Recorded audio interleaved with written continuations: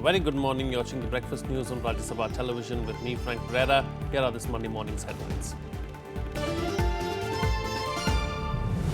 7 militants and a policeman killed in twin encounters in Jammu and Kashmir. Home Minister asks forces to crack down on instigators as fresh violence leaves 50 people injured in the valley.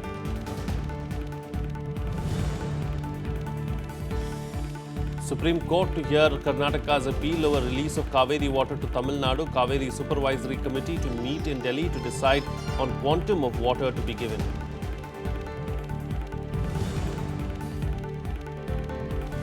Landmark news: Syria ceasefire plan set to be implemented from today.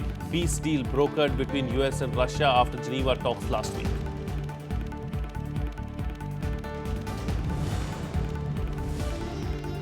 And heartbreak for Djokovic. Swiss Stan Wawrinka beats him in the finals to win his first US Open title.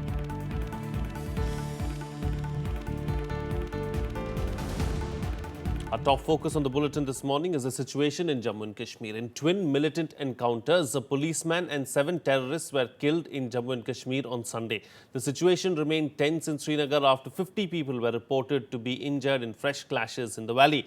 Meanwhile, Jammu and Kashmir Truck Drivers Association operating in Kashmir, Ladakh and other parts of the state have decided to observe a complete strike from today after 2 truck drivers were injured and 17 tankers were damaged in alleged stone pelting attacks by protesters in Kashmir on Sunday.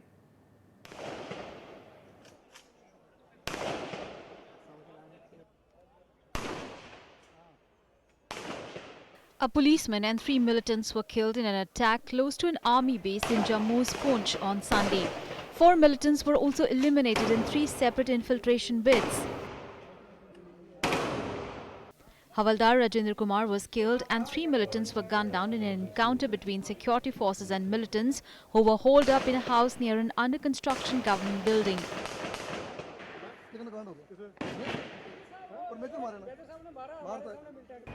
In a separate incident, Army foiled an infiltration bid along the line of control in Nogam sector of Kupwara district, killing 4 militants. Infiltration attempts in Tangdhar and Gurez sector were also foiled. 4 weapons were also recovered from the militants. इस operation के दौरान जो 4 foreign terrorist इंफिल्ट्रेशन की कोशिश करने आए थे, उन चारों को मार गिराया गया। उन चारों टेररिस्ट के पास से हमें भारी मात्रा में हथियार, एमुनेशन और एक्सप्लोसिव्स, इसके अलावा मेडिसिन और फूड की सामग्री भी मिली है। इन चारों को देखते हुए और इनका सामान जो इनके पास से मिला है, उससे ये अंदाजा होता है कि वो किसी एक बहुत बड़े ऑपरेशन को सरंजाम देने वाले थे। Home Minister Rajnath Singh directed security forces to crack down on those instigating violence and stone-pelting mobs in Kashmir. Chairing a high-level meeting in Delhi, also attended by National Security Advisor Ajit Doval and top security officers, the Home Minister said that normalcy should be brought back within a week in the valley. Meanwhile, shutdown called by separatists remained in force in the valley. Roads remained deserted and heavy security remained in place even after curfew was lifted from many parts. At least 50 people were injured in police protesters' clashes on Sunday in South Kashmir's Karimabad area. 75 people, including security officials, have been killed and over 6,000 injured in the worst unrest in 6 years that began over 2 months ago in Jammu and Kashmir after the killing of militant Burhan Wani on 8th of July. Bureau Report, Rajya Sabha TV. Well, Pakistan's special envoy on Kashmir met UN High Commissioner for Human Rights in Geneva and briefed him over the alleged human rights violations in Kashmir by Indian forces. Sardar Awais Ahmad Khan Leghari met Prince Zaid Rad Al Hussein as part of Pakistan's efforts to highlight the issue of Kashmir. The envoy asked the High Commissioner to take concrete measures to immediately end the alleged violence by Indian forces in Kashmir. The envoy said that India should fulfill its human rights commitments under the UNSC resolutions and international human rights obligations. Leghari is one of 22 envoys appointed by Pakistan Prime Minister Nawaz Sharif to brief the international community about the situation in Kashmir. Meanwhile, the Supreme Court will today conduct an early hearing on the application filed by Karnataka seeking a direction to reduce the quantum of water to be released from Kaveri River to Tamil Nadu. Karnataka wants the quantity to be reduced from 15,000 cusecs to 1,000 cusecs. The application has sought that instead of 10 days, the apex court should restrict the release of water to only 6, as the state itself was facing a distress situation due to a massive agitation. The Kaveri Supervisory Committee, which will meet today, is expected to strictly adhere to the final order of Kaveri Water Disputes Tribunal while deciding on the quantum of the river's water to be released to Tamil Nadu and other states. Karnataka has requested the centre to send an experts team to inspect realities in Kaveri Basin before the committee passes its order. The committee is headed by Union Water Resources Secretary Shashi Shekhar. Chief Secretaries of Tamil Nadu, Karnataka, Kerala and Puducherry, besides officials of Central Water Commission, will attend the meeting of the committee. Moving on now, the Aam Aadmi Party on Sunday unveiled its 31-point Kisan manifesto with an action plan to prevent farmers and farm labourers' suicides.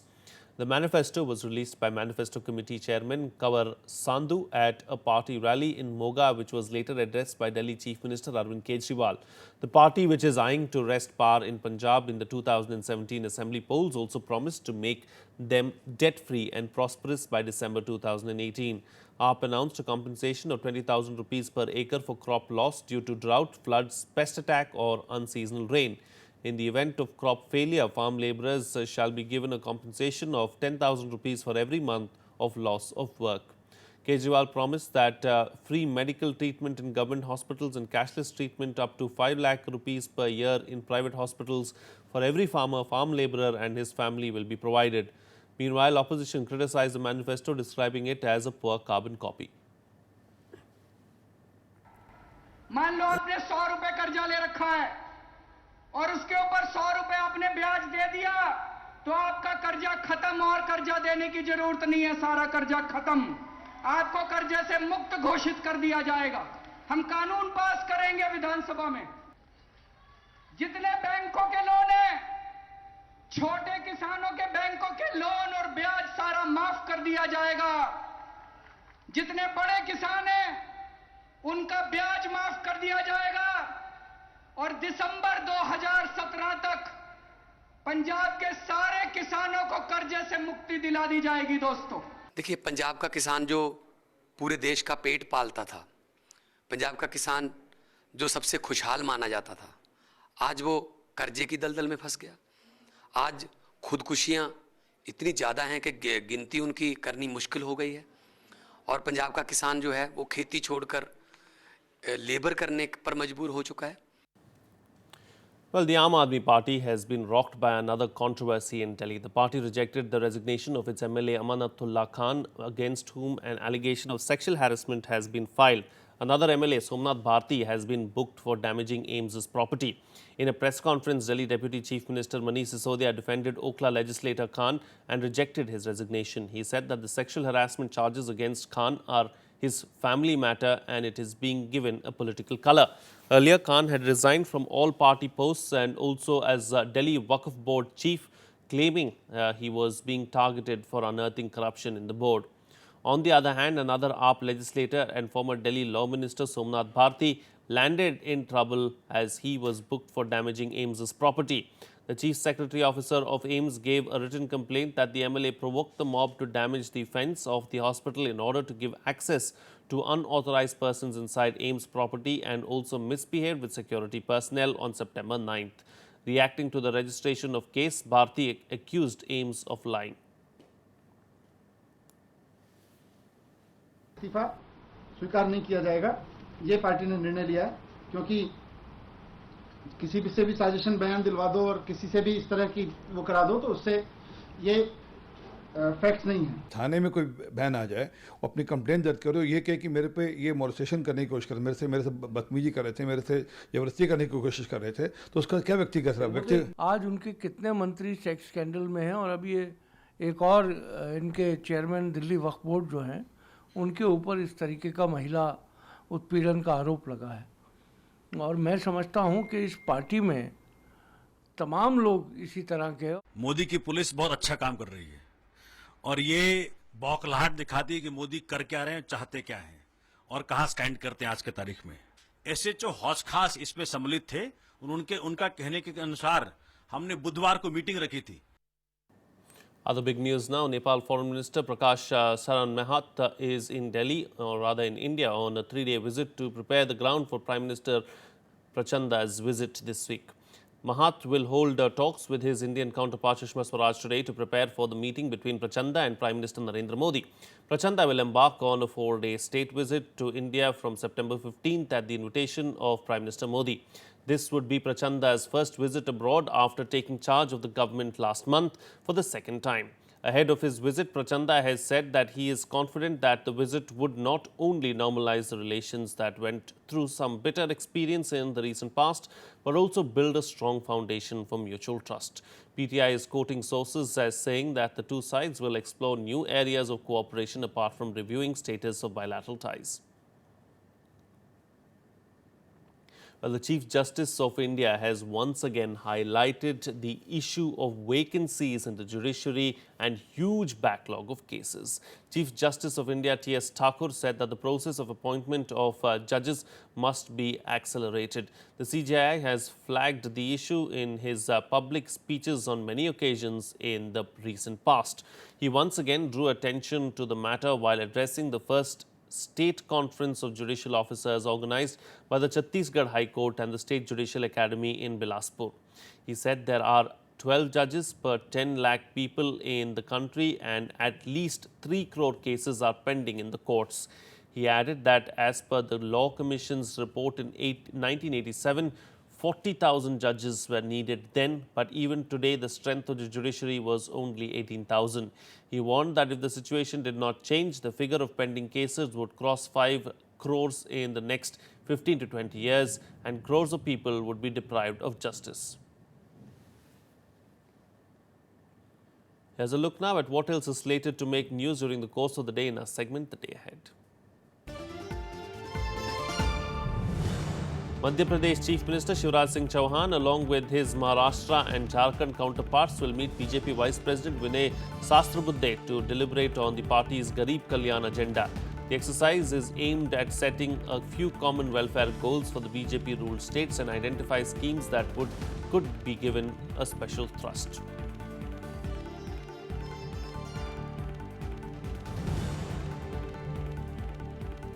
The Supreme Court will today hear a plea seeking setting up of a public body independent of the executive and judiciary to ensure fair appointment of judges in high courts and the apex court and check nepotism.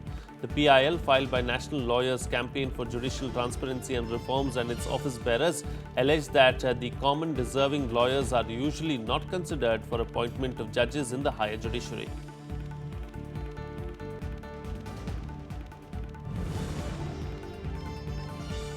The Sandeep Patil-led national selectors will meet today to announce the Indian team for the upcoming series against New Zealand. The Board of Control for Cricket in India for the first time will announce the squad for the 3-match test series, which starts on September 22nd. BCCI President Anurag Thakur has confirmed that the new selection panel will be announced through an interview process at the board's AGM on September 21st.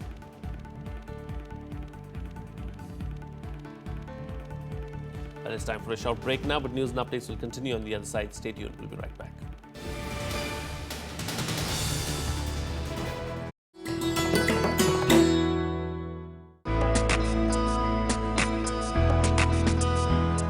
Gyan Chopper is the ancient version of Indian snakes and ladders. This intriguing game was popular among the old, the young, and the rulers as well.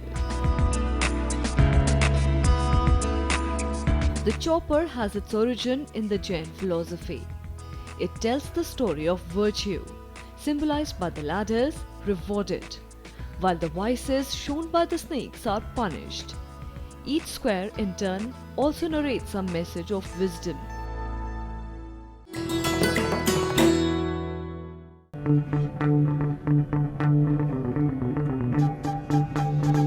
Art arisen from a multi-hued cultural canvas.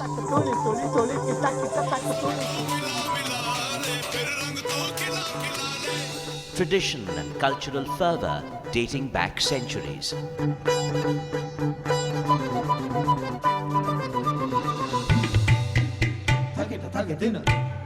And encircling them all, there's a magic that awes. Embrace your nation's brilliant human warmth.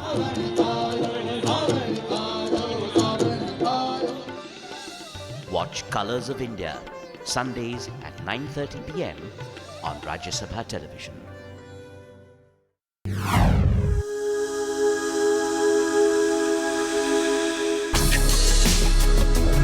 Tales that inspire. Stories of social change. A salute to diversity. Promoting public discourse. Events that motivate. Inspiring the innovative spirit. Watch Rajya Sabha television documentaries.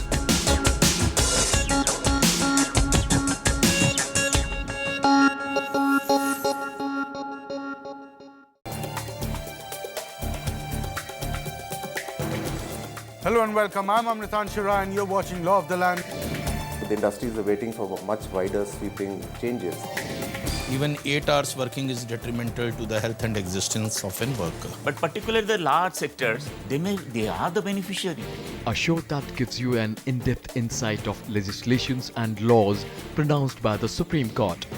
Watch Law of the Land on Rajya Sabha television.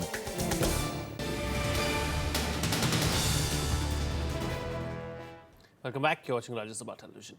Well, the landmark new Syrian ceasefire plan agreed upon by US and Russia is set to be implemented from this evening. The peace deal that was brokered in Geneva by Russian Foreign Minister Sergei Lavrov and his US counterpart John Kerry on Saturday will initiate an initial 48-hour truce, which must then hold for the entire week. The truce is to see the nationwide halt of Syrian government military action against rebels as well as cooperation on strikes against terrorist targets. The agreement also envisions a halt of two offences by the rebel forces in Syria and their separation from terrorist groups. Another key element of it is the supplying of aid to the civilian population, particularly in the embattled city of Aleppo.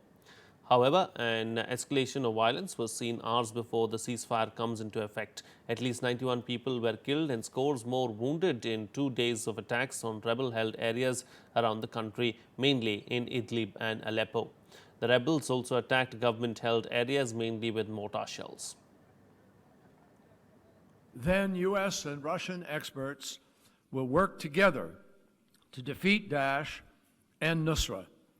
I want to emphasize, these measures can only be implemented effectively if all the parties live up to their obligations. Я хочу подчеркнуть, что задача разграничения террористов и умеренных оппозиционеров и задача отделения, физического отделения на земле оппозиционеров от террористов закреплена в одобренном нами сегодня документе в качестве ключевого приоритета. Meanwhile, North Korea has restated its demand for recognition as a legitimate nuclear-armed state. Now, this demand comes as world powers pondered ways to punish Pyongyang for its latest and largest atomic test. The North also vowed to increase its nuclear strike force in quality and in quantity 2 days after its fifth test, which is being seen as its biggest so far. North Korea insists that its missile and nuclear tests are necessary to counter what it says is a US nuclear threat to its independence. A statement from the Foreign Ministry in North Korea mocked President Barack Obama for what it calls is totally bankrupt policy on the country. It says Obama is trying hard to deny the DPRK's strategic position as a legitimate nuclear weapons state, but it is as foolish an act as trying to eclipse the sun with a palm. Friday's test came only 8 months after the previous one and was almost twice as powerful at an estimated 10 kilotons. The cause of worry for the international community is that North Korea has claimed that it had been a miniaturized warhead that could be mounted on a missile.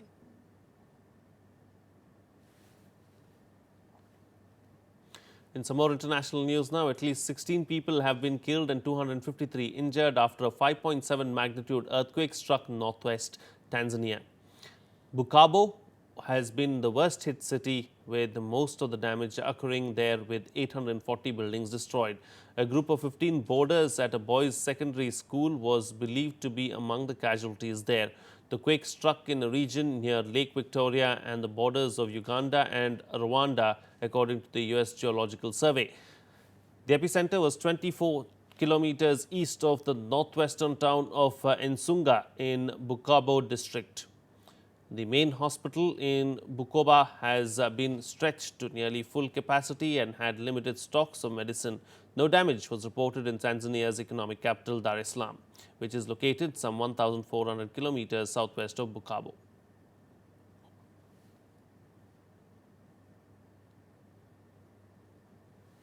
Well, China and Russia will hold an 8-day joint naval exercise in the South China Sea starting from today. The naval drills, the first by Russia and China in the South China Sea, will be held off the southern China's Guangdong province. Together, Chinese and Russian participants will undertake defense, rescue and anti-submarine operations in addition to joint island seizing and other activities.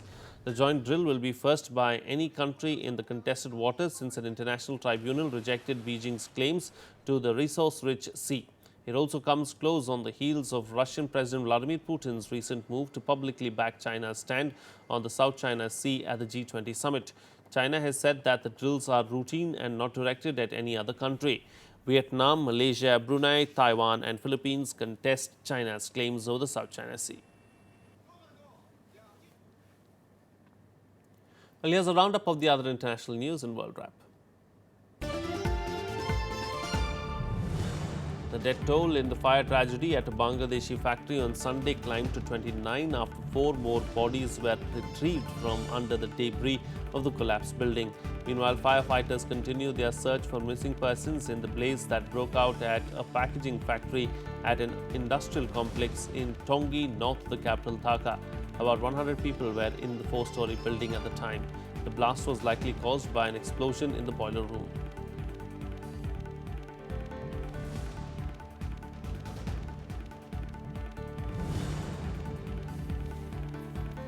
Americans commemorated the 15th anniversary of the September 11, 2001 attacks on Sunday with President Obama leading a ceremony at the Pentagon. Obama laid a commemorative wreath outside the Pentagon where a hijacked jet crashed during the string of attacks, killing 184 people. Obama then addressed a gathering of victims' families outside, saying that the 3,000 beautiful lives lost that day will never be forgotten.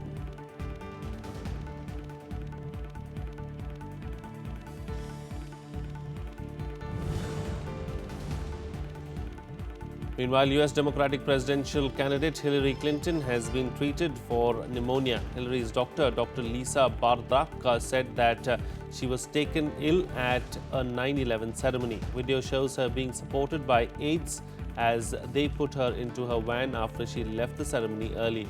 It is not yet clear whether Clinton will stick to her hectic campaign schedule, starting with a series of fundraisers in California on Monday and Tuesday.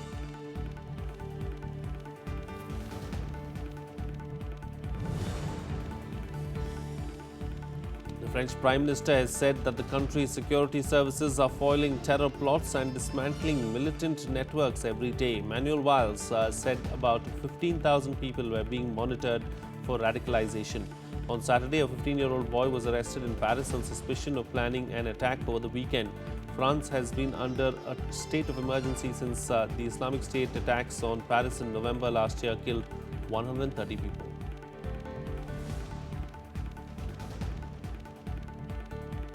Let's shift focus to some sports news and bring you the latest from the US Open now. Third seed Stan Wawrinka beat Novak Djokovic to win the US Open title. Switzerland's Wawrinka beat world number 1 Djokovic to win his first US Open and the third Grand Slam title of his career. The number 3 seeded Wawrinka won 6-7, 6-4, 7-5, 6-3 to add the US Open title to his kitty. The 31-year-old Wawrinka is the oldest US Open men's champion since Ken Roswell in 1970. He was 35. Wawrinka has won only 5 of 24 career meetings against number 1 Djokovic, but has now beaten the 12-time major champion on the way to each of his own Grand Slam titles, including in 2014 Australian Open and 2015 French Open. He won 144 points overall to Djokovic's 143 in the final. Meanwhile, earlier in the women's final played on Saturday, new world number 1 Germany's Angelique Kerber defeated Czech Karolina Pliskova 6-3, 4-6, 6-4 to lift the US Open title.